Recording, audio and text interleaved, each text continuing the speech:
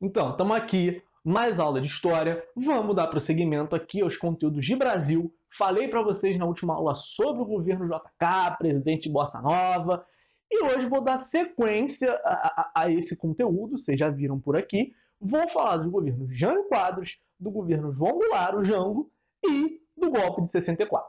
Que foi golpe? Sim, não estou aqui para discutir isso. Essa história começa, a história dessa aula começa com as eleições de 60. Cara, nas eleições de 60, né, a situação, né, o governo lança Henrique Lott, o marechal legalista que garante a posse do Juscelino, que não permite um golpe em 55, foi ministro da Guerra, é ele, né, a liderança dele, uma das causas do governo Juscelino ter tido estabilidade política, lançam Henrique Lott, uma campanha de marketing massivo, dizem que é uma das primeiras vezes que os princípios do marketing são usados em campanhas políticas aqui, e contra Henrique Lott vem Jânio Quadros, que vocês sabem, né? Já falei, ganhou as eleições, o governo Jânio Quadros. A história do Jânio Quadros ganhar a eleição tem muito a ver com diversas coisas. A primeira delas é a seguinte: os últimos anos ali do governo JK são anos em que a crise econômica do plano de metas ela é mostrada. A crise econômica começa a ficar evidente e você tem diversas denúncias de corrupção no governo JK, né? E o Jânio Quadros vai bater muito em cima disso. Ele vem com um discurso muito nacionalista, muito conservador, que agrada os setores mais conservadores. Tanto que assim, ele não é lançado pela UDN, que era o grande partido opositor, ele é lançado pelo PTN, se eu não me engano, Partido Trabalhista Nacional, que era um partido pequeno de São Paulo, e pelo discurso dele ele vai ter apoio dos conservadores e da UDN do Carlos Lacerda e dos militares, golpistas, etc. Ele, cara, foi um cara que teve uma ascensão meteórica depois da volta à política, né, do fim da era Vargas ali, 30-45. Foi vereador por São Paulo, foi prefeito de São Paulo, foi governador de São Paulo, e naquela época, quando ele deixa o cargo de deputado estadual pelo Paraná para concorrer às eleições. O discurso dele agradava os setores mais conservadores, ele falava que tinha que botar os funcionários públicos vagabundos para trabalhar, agradava muitos conservadores, só que ele também, o personagem do Jânio Quadros era muito bom em dialogar com as classes trabalhadoras, e por isso que ele é eleito. Ele, cara, usava ternos escuros, pretos, e botava assim no ombro farelo, talco, para fingir que era caspa. Ele, no meio do discurso, tirava, né, um sanduíche do paletó, e era um sanduíche de mortadela, não era um sanduíche de presunto, ou seja, um sanduíche de mortadela para se identificar com o trabalhador, para se identificar com o povão. Ele era um cara muito eloquente, estava lá fazendo discurso, do nada desmaiava no meio do palanque e voltava grandiosamente. Ele era uma figura midiática e excêntrica demais, que vai ser eleita batendo na corrupção, batendo no que eram as estruturas dos governos que tinham tido até então, que eram governos que a oposição, né, que apoia ele, era muito contra. O Jânio Quadros, quando assume, cara, ele se mostra um cara completamente autoritário, completamente conservador. Ele vai tomar medidas que talvez qualquer outro presidente teria tomado. Ele toma medidas que, o seguinte, ele segue a cartilha da FMI, né? O Juscelino tinha rompido com a FMI, ele reata com a FMI, porque ele quer conseguir botar a economia para frente, e ele segue a cartilha da FMI. E isso vai desagradar tanto conservadores quanto os trabalhadores. Por quê? Ele faz o congelamento dos salários para tentar conter a inflação, e ao mesmo tempo que ele faz isso, ele bloqueia os empréstimos, né, para os empresários. Então, assim, ele deixa esses dois lados insatisfeitos. Ele consegue perder o apoio da UDN, dos setores conservadores, rapidamente, e perde também o apoio dos trabalhadores. Para além disso, cara, ele vai fazer várias CPIs, porque na campanha dele, eu já botei a foto aqui dele com a vassourinha, um dos jingles da campanha dele era varre, varre, vassourinha, varre a corrupção desse Brasil. E ele instala diversas CPIs para apurar a corrupção na Câmara, o que, óbvio, vai desagradar políticos, ou seja, ele perde apoio no Legislativo. Para além disso, cara, ele vai fazer um negócio que a gente conhece como a política externa independente. O que é isso? No meio do cenário da Guerra Fria, esse personagem da nossa história, que é Jânio Quadros, vai reatar relações com o bloco comunista. Essas relações tinham sido cortadas lá no governo Dutra, quando o Dutra se alinha aos Estados Unidos, e ele vai reatar relações com o governo comunista, mandando inclusive seu vice, João Goulart, e para. João Goulart era o vice dele, com a chapa junta? Não. Ele ganhou a presidência, só que nessa época a eleição para presidente e a eleição para vice era diferente.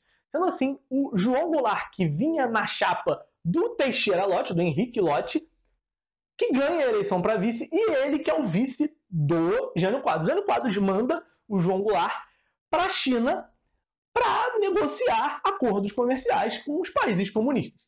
Para além disso, cara, esse cara, né, o Jânio Quadros, apoiado pelos conservadores que tinham medo da ameaça comunista, vai condecorar Ernesto Che Guevara, um dos líderes da Revolução Cubana, que eu falei para vocês, com a Ordem do Cruzeiro do Sul, cara. A maior honraria que o Estado brasileiro pode dar para alguém. E, cara, por essas atitudes todas, né, e algumas outras atitudes bastante questionáveis, tipo, ele proíbe biquíni, ele proíbe rinha de galo, ele proíbe lança-perfume, que, assim, são medidas que podem ser aceitas por alguns setores mais conservadores.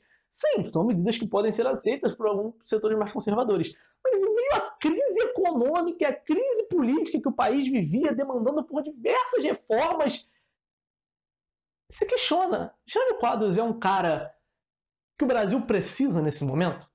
E aí os golpistas, né, que não querem saber de democracia, só querem saber de golpe, bota lá quem eles querem, se não está governando do jeito que eu quero, tira. Os golpistas começam uma articulação para derrubar Jânio Quadros, pressionando ele para renunciar pelo impeachment, etc. Uma das atitudes finais dele, né, é a remessa de lucros. É uma parada muito difícil de explicar a lei, o projeto que ele propõe. Mas o que é a remessa de lucros, né? É basicamente o seguinte: você tem a entrada de diversas multinacionais no governo JK. Essas multinacionais, elas têm sede em outro país, mas elas têm lucros aqui dentro do nosso país. O que ele queria tentar fazer era o quê? Diminuir a quantidade do dinheiro que essas empresas mandam para fora. E ele também queria diminuir a acumulação de capital. Então, ele cobrava menos impostos, né, de empresas que investissem dinheiro no Brasil. Você tinha uma pequena porcentagem só de lucro que podia ser mandado para fora. E essa atitude vai fazer ele perder mais prestígio ainda com os empresários, com os setores mais conservadores, com os latifundiários. Sendo assim, ele vai sofrer uma pressão muito grande. E em agosto, cara, do nada, esse cara vai renunciar. Ele vai lá e vai entregar um pedido de renúncia.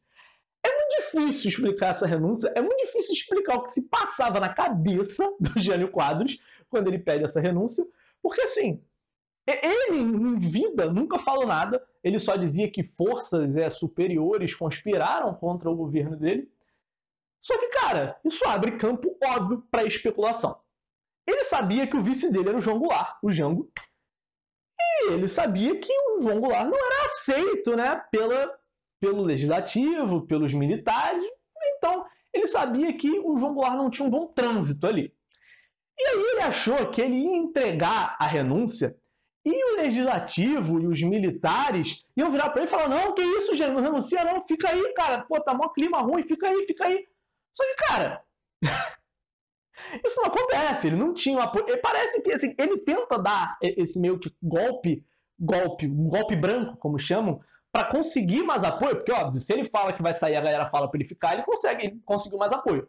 Ele tenta dar esse meio que golpe branco sem combinar isso com ninguém. E aí ele choca a população brasileira que, repetidamente, ele renuncia. Quando ele faz isso, cara, assume, eu acho que Raniel Mazzilli, que era eu sei que o sobrenome é Mazzilli, o primeiro eu não lembro, que era o presidente da Câmara dos Deputados. Ele assume o governo porque o João Goulart estava lá na China. Só que aí o João Goulart começa a voltar para o Brasil e se instala aqui uma crise sucessória. Por quê? O governo tinha 3 ministros militares, né? O ministro da Guerra, o ministro da Aeronáutica, o ministro da Marinha, que são contra a posse do Jango, e aí começam a articular aqui, né? Começa a articulação golpista. O Raniel Mazzilli assume a presidência, mas quem governa, na verdade, são os ministros militares. Então eles já começam a aplicar uma censura, eles instalam estado de sítio no Brasil para evitar, né, para poder reprimir qualquer manifestação que tivesse. Só que o que vai acontecer? Leonel Brizola, governador do Rio Grande do Sul, cunhado do João Goulart, fala o seguinte: não, o João Goulart vai assumir. O Goulart vai assumir. Ele marcha do Rio Grande do Sul até Brasília com o general Machado Lopes, vou botar uma foto dos dois aqui para vocês, que era o comandante do Terceiro Exército. Dizem que, pelo que eu li, o Terceiro Exército concentra a maior porcentagem de armas dentro do Exército Brasileiro. É a força mais forte, né? Dentro do Exército Brasileiro. Sendo assim, com o apoio do Terceiro Exército, ele consegue garantir, ele marcha para garantir a posse do Jango. E aí começa um clima de rivalidade muito grande entre um lado e outro. E os políticos mais moderados, ali encabeçados pelo Tancredo Neves, vão sugerir o seguinte: cara, solução parlamentarista. Fazem uma emenda constitucional que diz o seguinte: temos agora um primeiro-ministro e o presidente está ali só como figurão. Essa medida é meio que aceita pelos dois lados, os dois de cara feia, e assim, por pressão dos militares, essa emenda é aprovada e o João Goulart toma posse como presidente, mas tinha um primeiro-ministro. Ou seja, o João Goulart não tinha poder nenhum, quase nenhum. E ele vai passar o primeiro ano ali de governo, né, quase um ano e meio, entre 61 e 63, tentando, né, conseguir de volta esse poder, porque ele consegue em janeiro de 63. Se faz um plebiscito, esse plebiscito, quando passam ali, esse plebiscito estava previsto para 65, ele é adiantado para 63, no qual a população tem que votar. Vocês querem o regime parlamentarista? Sim ou não? Para o João Goulart vencer, para a situação vencer, ele voltar ao poder, o poder com poderes, né? Não voltar, mas permanecer, mas agora com poderes, o não precisava ganhar. E o não ganha. Você tem uma campanha massiva, cidadão brasileiro, você tem que votar não, e o não ganha, se eu não vou botar um jornal aqui, mas eu acho que é com 85%. A população brasileira não queria o regime parlamentarista. E a partir de 63, quando ele entra no poder, ele busca o seguinte: vou aplicar, né, vou fazer o meu programa, o meu amplo programa de reformas, são as reformas de base. E essas reformas estão num programa chamado Plano Trienal, que era um plano econômico que buscava conciliar diversas coisas muito difíceis: desenvolvimento econômico, reformas, né, sociais e contenção da inflação. Ele não consegue porque ele não tinha apoio de diversos setores, ele não tinha apoio de diversos setores industriais, e quando ele não consegue fazer isso, né, o plano trienal fracassa, a radicalização política no país começa também a crescer muito. Por quê? Por um lado, você tem os setores da esquerda, que eram a base do Jango, né, o Jango que era do PTB. Esses setores da esquerda começam a falar para o Jango: cara, você não vai conseguir agradar o outro lado. Você é um cara que eles consideram comunista, você tem que governar pra gente, você tem que governar com a sua base. Só que o Jango, cara, não era esperto. Ele sabia, ele entendia a situação política do país, ele sabia que ele podia tomar um golpe, como ele tomou, se ele apoiasse suas bases. Então ele meio que fica tentando agradar os dois lados ali naquele governo. E aí, só que o que vai acontecer? Essa radicalização política vai crescer muito. Por um lado, né, você vai ter a UNE, União Nacional dos Estudantes, o CGT, Comando Geral dos Trabalhadores, que é tipo, pelo que eu li, é tipo a CUT, né, daquela época. Você vai ter, para além disso, você tem as ligas camponesas, né, ao lado, né, a base do Jango, querendo que ele governasse para eles. E, por outro lado, você tem a articulação IPES-IBAD, que é IPES, Instituto de Pesquisa e Estudos Sociais, e IBAD, Instituto da Ação Democrática Brasileira, que são dois, né, órgãos, o IBAD, inclusive, recebendo financiamento norte-americano, que vão se confrontar ideologicamente. Esses órgãos vão, né, criar frentes no parlamento. Você tem duas frentes parlamentares que representam os interesses de cada lado, também, uma lógica bem de Guerra Fria, bem de bipolaridade.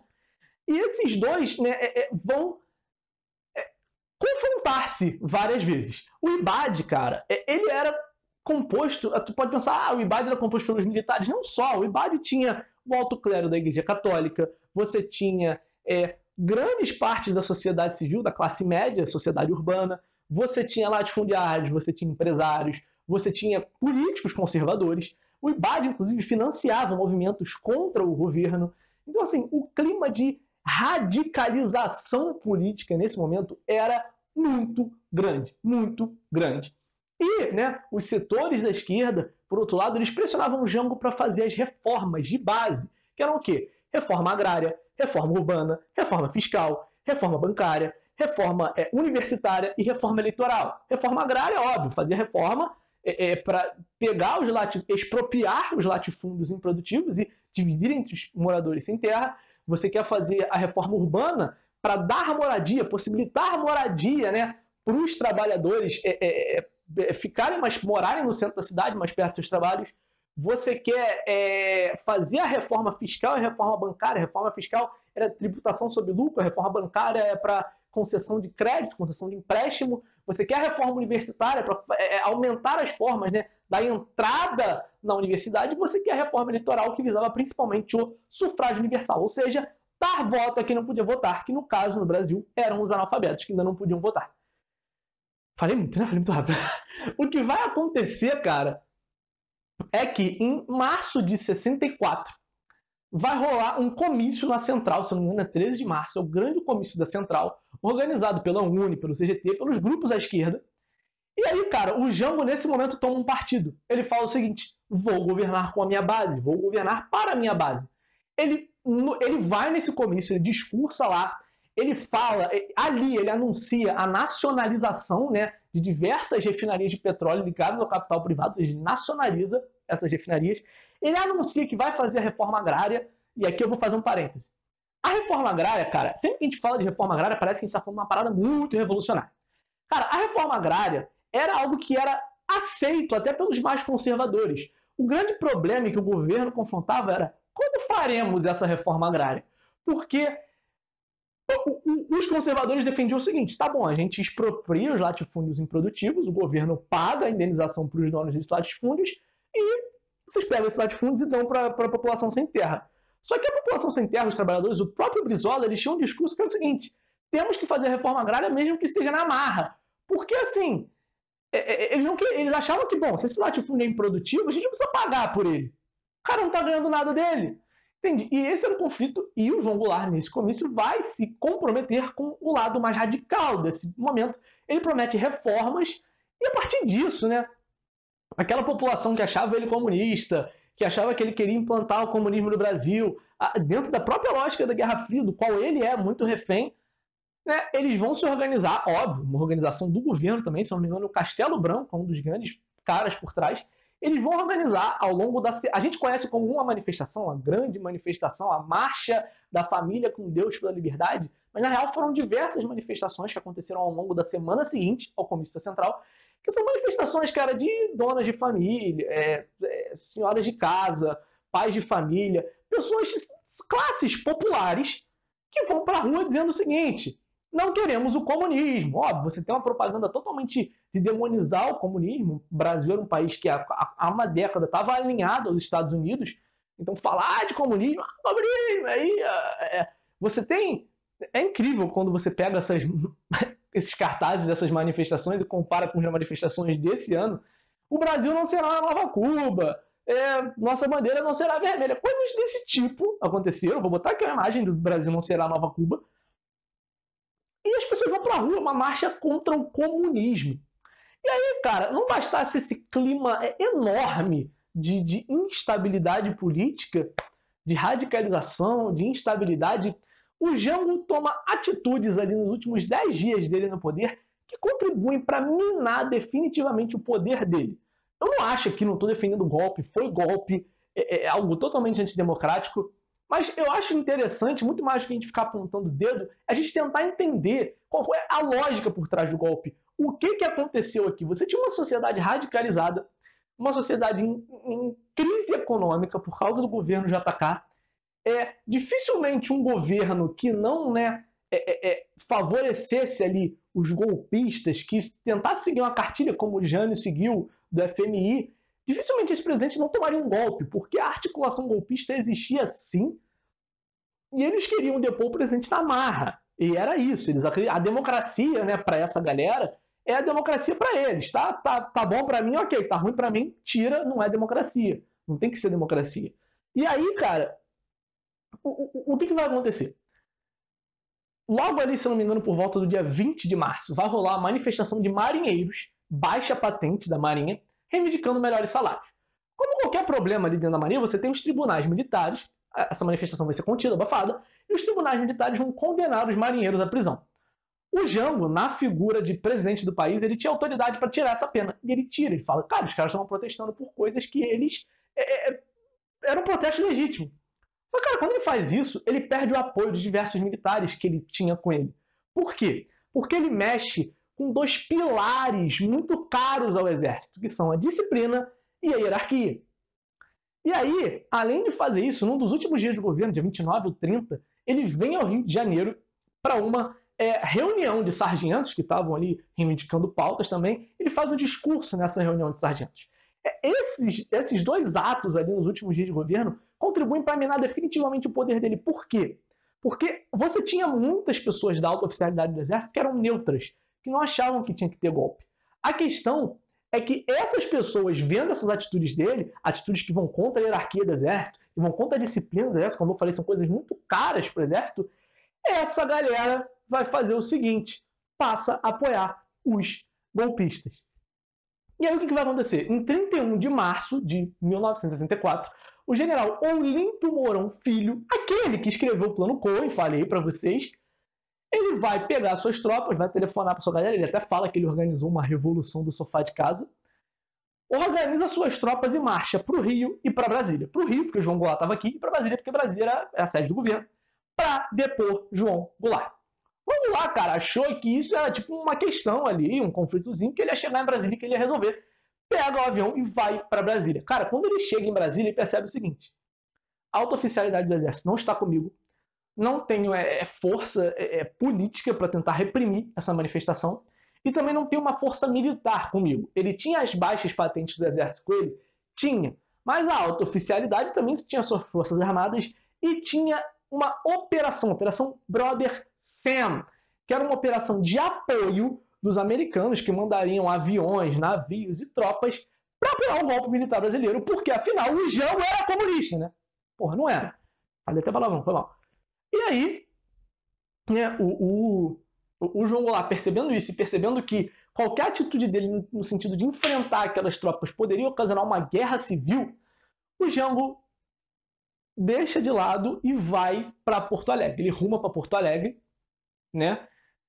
E em Porto Alegre, quando ele chega em Porto Alegre, ele ainda em território brasileiro, o presidente do Congresso Nacional faz um discurso, eu vou tentar deixar o áudio do discurso aqui para vocês, dizendo que a presidência, o cargo de presidente do Brasil está vago, com o Jango ainda no território, e assim se consolida o golpe. Lá no começo eu disse que eu não estava aqui para discutir se era golpe, porque o Geisel, um dos presidentes militares, ele mesmo fala que foi golpe. Ele diz o seguinte, não, 64 foi golpe, não foi revolução. A revolução se dá por algum ideal.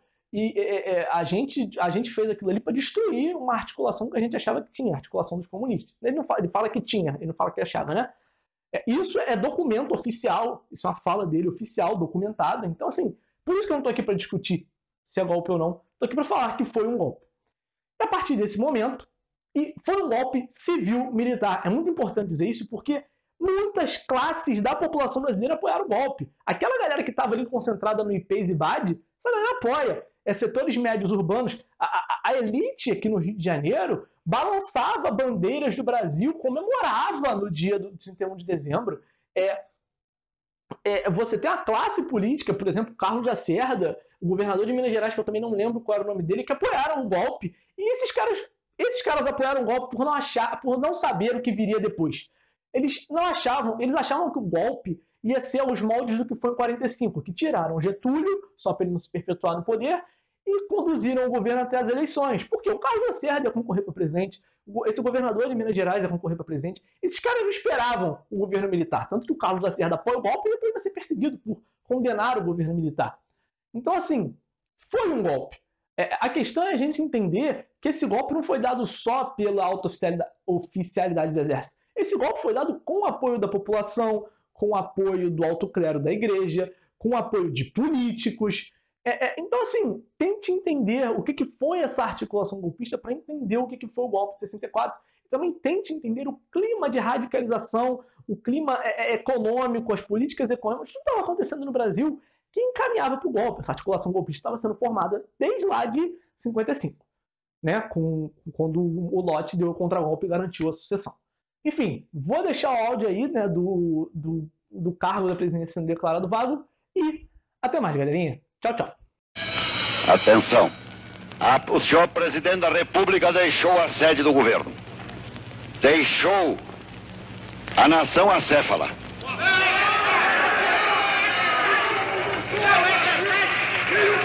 Numa hora gravíssima da vida brasileira, em que é mister que o chefe de Estado permaneça à frente do seu governo. Abandonou o governo. E esta comunicação faço ao Congresso Nacional.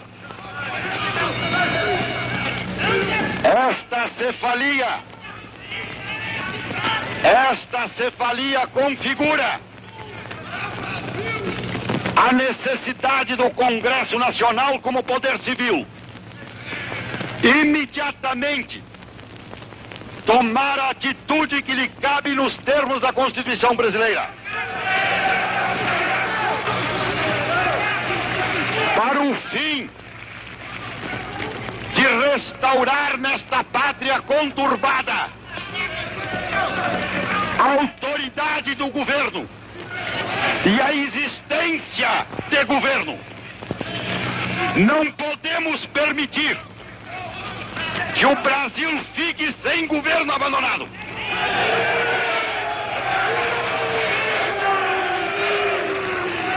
Há sob a nossa responsabilidade a população do Brasil, o povo, a ordem. Assim sendo, declaro vaga a presidência da República.